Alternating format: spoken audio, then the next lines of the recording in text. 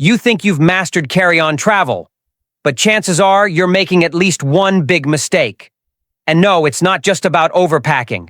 Airlines have quietly changed policies, shrunk size limits, and added sneaky fees. And most travelers have no idea. The result? Bags get rejected at the gate. Surprise charges eat up your savings. And what you thought was a smart travel hack might actually be getting you flagged. In this video, we're breaking down the 13 most common things travelers get completely wrong about carry-ons, and more importantly, how to avoid them. Whether you're flying budget or business class, this could save you money, time, and a whole lot of airport stress. Not all carry-ons are created equal. You've used the same carry-on for years. It's been with you across cities, continents, and countless airport gates. But here's the catch. Just because it fit in the overhead bin last time doesn't mean it will this time. And that assumption could cost you. There's no universal carry-on standard across airlines. Each carrier, especially budget and international ones, has its own rules, and they don't care what your last airline allowed. 1 inch too wide, 1 kilo too heavy. That's all it takes to turn your free carry-on into a checked bag with a $50, $100 fee.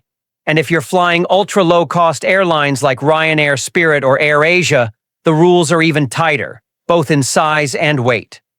Here's what most travelers don't realize. Even within the same airline, the limits can change depending on your fare class. Basic economy often comes with stricter rules, while premium fares give you a bit more flexibility. And forget trying to talk your way out of it at the gate. Agents are trained to spot oversized bags instantly, and those random checks, they're not that random. So what's the move? Never assume. Always check your airline's exact carry-on dimensions and weight allowance before every trip. Better yet, weigh and measure your bag fully packed, not empty, because that extra hoodie, power bank, or second pair of shoes might just push you over the limit. It's a simple habit, but it could save you from last-minute stress, unexpected fees, and the embarrassment of repacking your bag in front of a boarding queue. When it comes to air travel, knowledge is the real upgrade.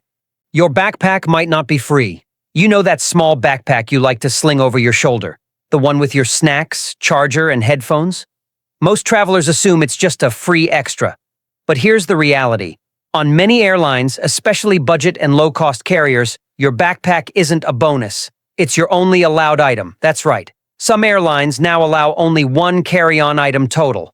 Not one carry-on plus a personal item, just one. So if you're already bringing a wheeled carry-on, that backpack may push you over the limit. And the result? You're suddenly being told to check your main bag, often with a fee that's more expensive than if you'd paid in advance. Even worse, gate agents are getting stricter. They're trained to spot travelers carrying 2 items when their ticket only covers 1. That quick check at boarding could turn into a full-blown delay, or an on-the-spot charge that drains your travel budget before the plane even leaves the ground. The solution? Check your ticket class carefully. Does it allow 1 item or 2? Are personal items listed separately? On many basic fares, a personal item must be small enough to fit under the seat in front of you, not just a second bag you stuff overhead. So if you're carrying a backpack, tote, or laptop bag, make sure it's within the personal item size limit. And if you're also bringing a suitcase, be prepared. Either upgrade your fare or consolidate everything into one bag. It's not about packing less, it's about packing smarter. Because what feels like a harmless little backpack could be the most expensive item you bring on board. Ignoring the weight limit. Most travelers obsess over the size of their carry-on, but completely forget about the weight. And that's a costly mistake. While many U.S. airlines don't weigh carry-ons, plenty of international and budget carriers absolutely do. And they're not playing around. Fly with airlines like AirAsia, Scoot, Wizz Air, or even stricter legacy carriers in Europe or Asia, and you'll often face a hard limit of 7 to 10 kilograms. That's just 15 to 22 pounds. Sounds manageable? Until you realize that your suitcase alone can weigh 3 kilograms empty.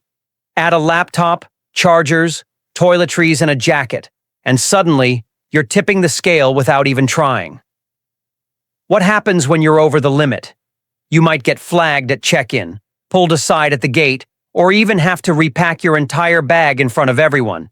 And in many cases, you'll be forced to check it. Not for free. Some airlines charge double at the gate compared to prepaying online. It's a trap, and they know most travelers walk right into it. Here's the kicker. Even if your bag fits perfectly in the overhead bin, that doesn't matter if it's overweight. Airlines are cracking down not just for policy, but for fuel efficiency and safety, especially on smaller aircraft. So what's the smart move? Weigh your bag at home, always. Use a digital luggage scale and check your airline's carry-on weight limit before you pack. And if you're flying with electronics or books, items that add weight quickly, consider shifting them to a personal item that isn't weighed, like a slim backpack or tote. Don't let 1 extra kilogram cost you $100 and a ton of airport stress. When it comes to carry-on travel, weight matters just as much as space, sometimes more. Assuming you'll always keep it with you. You packed smart, you followed the size rules. Your carry-on is perfectly within limits, so naturally you expect to keep it with you, right above your seat, right where you can see it. But here's the surprise. Sometimes, even if you do everything right, the airline still takes your bag away. Why? It's not personal, it's the aircraft. Many regional jets and smaller planes, like the CRJ series, Embraer 145s, or ATR turboprops, have overhead bins that are shockingly small. Even standard-size carry-ons that would easily fit on a larger Boeing or Airbus aircraft simply don't fit on board. So what happens? You're stopped at the gate and told you have to gate-check your bag. And no, this isn't a courtesy. It can mean you're suddenly separated from your valuables, electronics, or medications, sometimes with no time to reshuffle before boarding. Worse, in crowded boarding situations, gate agents often tag bags even if they technically fit, just to speed up the process. It's frustrating, but it's avoidable if you plan ahead. Always check your flight details before packing, especially the aircraft type. If you see a regional jet or short-haul connector, there's a good chance overhead space will be limited. Pro tip: pack your essentials, laptop, chargers, passport, medication, anything irreplaceable, in a slim personal item that stays under the seat. That way, even if your main carry-on gets gate-checked, you're not left panicking mid-flight or digging through a luggage carousel for something urgent. Bottom line, just because your bag meets the rules doesn't guarantee it comes on board. When the plane is smaller, space is tighter, and gate-checking isn't a maybe, it's a reality. Packing too many shoes. Let's talk about one of the biggest space wasters in your carry-on: shoes. Most travelers pack them like they're walking a fashion runway instead of catching a flight. 1 pair for walking, 1 for dinner, 1 for the gym, and just like that, half your bag is gone. Here's the truth. Shoes are bulky, heavy, and awkward to pack. They don't fold, compress, or play nicely with packing cubes. And worst of all, they steal precious space from the items that actually matter. Unless you're heading to a wedding or a photo shoot, you don't need 3 pairs of shoes for a 5-day trip. What most people don't realize is that 1 smart pair of shoes can be more versatile than 3 niche ones. A pair of sleek, neutral sneakers or hybrid dress-casual shoes can carry you from airport to city streets to casual dinners without breaking stride, or your back. And here's the golden rule. Always wear your bulkiest pair on the plane. Hiking boots? On your feet. High tops? Lace them up. The heaviest shoes should never go in your carry-on if you can avoid it. It's the easiest way to save both space and weight. Also, if you must bring an extra pair, pack them right. Fill them with socks, chargers, or small items to reclaim some of that lost space. And wrap them in a bag to keep everything else clean. So before you zip up that bag, ask yourself, do I really need these? Or am I packing for just in case? Trust me, your spine, your space, and your sanity will thank you when you keep it down to 1 pair in the bag, 1 pair on your feet. Anything more is usually just dead weight. Ignoring liquid rules. Liquids, the eternal nemesis of the modern traveler. You'd think after all these years, everyone would have this down to a science. But walk through any security checkpoint, and you'll see the same scene play out again and again. Passengers pulled aside, toiletry bags dug through, expensive products tossed into the trash. Here's the deal. Despite what you think has changed, the liquid rule hasn't. In most countries, including the US, UK, and much of Europe and Asia, the 3-to-1-1 rule is still strictly enforced. That means liquids must be in containers of 100 milliliters, 3.4 ounces or less, all packed into a clear, quart-sized zip-top bag and limited to one bag per passenger. Yes, that expensive full-size cologne or designer shampoo bottle still counts. And yes, they'll throw it out without blinking. What counts as a liquid? This is where most people get tripped up. It's not just water and juice. It's toothpaste, gels, creams, lotions, aerosols, makeup, hand sanitizer, and even peanut butter. If it spreads, sprays, or pours, it's a liquid in the eyes of airport security. And don't assume that because your last airport waved it through, the next one will. Rules vary slightly by country, but the enforcement varies wildly. One officer might let a borderline item slide, while another will confiscate a sealed bottle of contact lens solution. It's a game of roulette you don't want to play at 6 a.m. before a flight. Want to travel smoother? Invest in travel-size bottles and refill them at home. Keep your liquid bag easily accessible so you're not digging through your carry-on in a crowded security line. And don't rely on airport shops to bail you out. Prices are steep, and availability isn't guaranteed. The bottom line? A few wrong ounces can cost you expensive products, hold up your security check, or even make you miss your flight. So play it smart, know the rules, pack accordingly, and glide through security while others are still digging through their bags in panic. Forgetting to plan outfits. Most people throw clothes into their carry-on like they're packing for an episode of What If. What if it rains? What if I go hiking? What if I get invited to a rooftop dinner party in Paris? Before they know it, they've packed 4 shirts for a 3-day trip, 3 pairs of pants they won't wear, and an outfit that only makes sense on Instagram. Here's the truth. Overpacking isn't about how much space you have. It's about how little planning you've done. When you don't plan your outfits ahead of time, you default to just-in-case mode. That mindset kills space, creates clutter, and usually leaves you still feeling like you have nothing to wear. Smart carry-on travelers do the opposite. They build a capsule wardrobe, 2 or 3 neutral tops, 2 pairs of versatile pants, and 1 lightweight jacket, all of which can be mixed and matched into 5 or 6 different outfits. Throw in a wrinkle-resistant dress or a pair of polished sneakers, and you're covered from street markets to semi-formal dinners.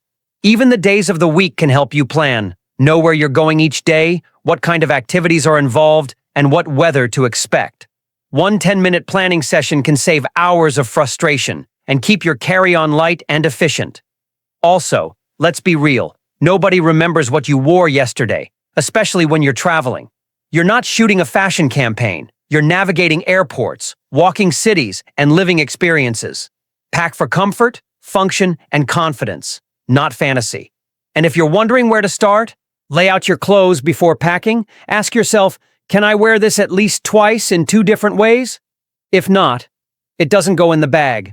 Planning your outfits isn't just about saving space, it's about packing with purpose, so you arrive focused on the trip, not buried in a suitcase full of maybe.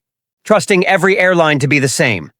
Here's one of the most common and costly mistakes travelers make, assuming that if one airline allows something, every airline will. You flew with Emirates last month and brought 2 bags on board? Great, but try that with Ryanair, and you might be paying more for your luggage than your ticket. The truth is, airline baggage policies are wildly inconsistent and sometimes intentionally confusing. What's allowed on one flight might be banned or charged on another, even if the routes are similar.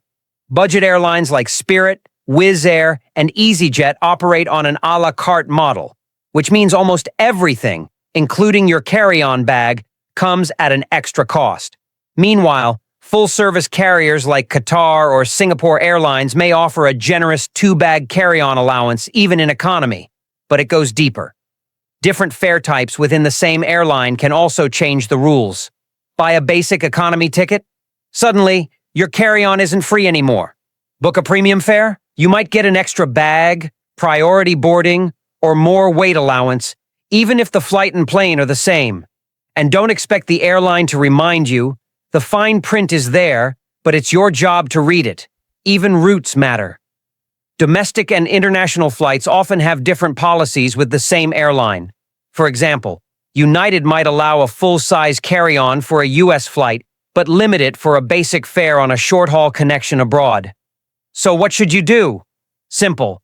Never assume. Always check the exact baggage rules for your specific airline, ticket type, and route before you pack. It takes 2 minutes on their website, and it could save you $100 and a whole lot of stress at the gate. Traveling is already stressful. Don't add surprises by assuming the rules are the same across the board. In the world of air travel, assumption is the most expensive thing you can pack. Too many compartments. A better bag? Think again. At first glance, that carry-on with 18 zippers and 12 hidden pockets looks like the ultimate travel weapon. A compartment for your socks, one for your toothbrush, another for snacks, cables, chargers, and a secret slot for your passport? Sounds perfect, until it's not. Here's what most travelers don't realize. The more compartments a bag has, the less usable space you actually get. Those padded walls, stitched dividers, and clever flaps all eat into your main storage area, reducing the volume where your clothes and essentials need to go. It's like trading a roomy closet for 20 tiny drawers you can barely fit anything into. Worse, all those zippers and seams? They add weight. A minimalist bag with 1 or 2 large compartments often weighs significantly less than one of those tactical Swiss Army-style bags. And remember, on many international flights, weight matters just as much as dimensions. Even 500 grams of extra material can push you over the limit and into free territory. Plus, let's talk practicality.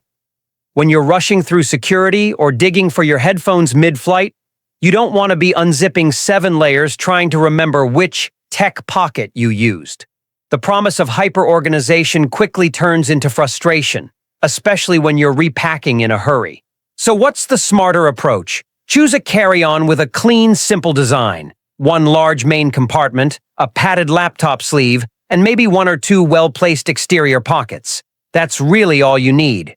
Use packing cubes or internal organizers to keep your gear in check. That way you control the layout, not the bag. In the end, a sleek, low-complication carry-on isn't just easier to pack.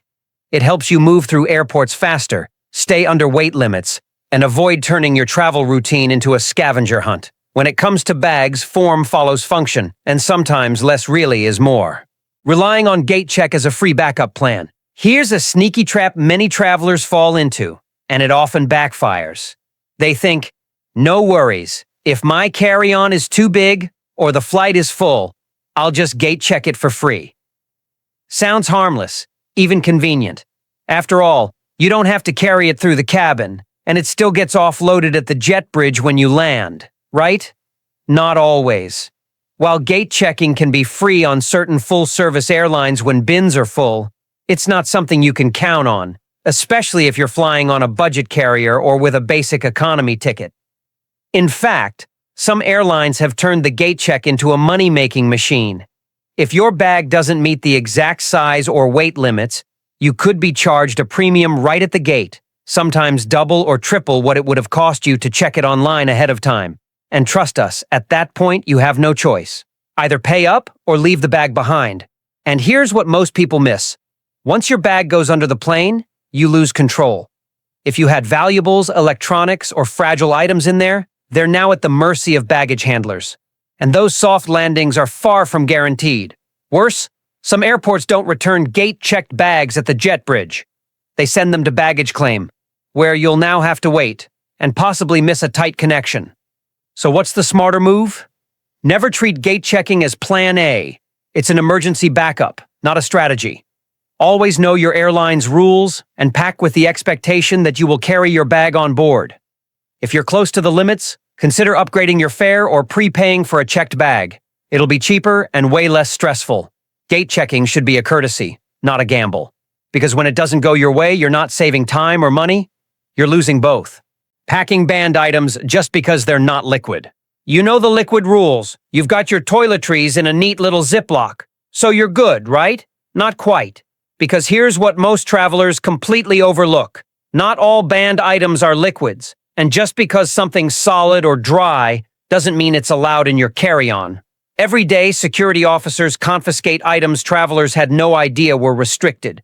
Think power banks, lighters, batteries, tools, self-defense items like pepper spray, and even everyday things like certain types of scissors, metal nail files, or camping gear. And the rules aren't just strict, they're often different depending on where you're flying and who you're flying with. Take lithium-ion batteries, for example. They're allowed, but only in your carry-on, never in checked baggage. And they come with strict watt-hour limits. Power banks over 100 watt-hour can get flagged or confiscated. And if you've got spare batteries for a camera or drone rattling around loosely in your bag, that's a fire risk and a major problem at security. Then there are tools. A screwdriver longer than 7 inches? Nope. A wrench in your tech toolkit? That might get you pulled aside. Some countries are even stricter. A harmless souvenir or gadget that breezed through U.S. security might get confiscated in Europe, Asia, or the Middle East. The result? You could lose expensive items, get delayed at security, or worse, get flagged for additional screening and miss your flight entirely. So how do you avoid the headache? Check both TSA, or your local aviation authority, and your airline's prohibited items list before you pack. If you're traveling internationally, look up destination-specific restrictions too. And if you're carrying electronics, keep them organized and ready to declare, especially camera gear, drones, or anything with batteries. Don't let ignorance cost you your gear, your time, or your peace of mind. Just because it's not liquid doesn't mean it's allowed. Pack smart and know what's in your bag. Skipping packing cubes, the hidden mistake that kills space. At first glance, packing cubes might look like a travel influencer gimmick, neat little fabric boxes that make your suitcase look Instagram perfect. But here's the truth. They're not about looking good. They're about saving serious space and keeping your sanity intact when you're living out of a carry-on. Most travelers still fold their clothes the old-fashioned way and stack them inside the suitcase, and then wonder why they can't find anything without unpacking the whole bag on a hotel floor. Worse, their neatly folded pile ends up wrinkled and chaotic after just one flight. Sound familiar? Packing cubes solve all of that, and more. They let you compress your clothes into tighter, flatter stacks, giving you more usable space than even the best folding techniques. Want to pack for a 7-day trip in a single carry-on? You'll probably need cubes. Want to avoid digging through socks to find your phone charger? Cubes make it easy to divide your gear by type. Shirts in one, pants in another, underwear and socks in a smaller one. Instant order. Even better, they speed up airport security and hotel check-ins. Need to grab just your electronics? Done.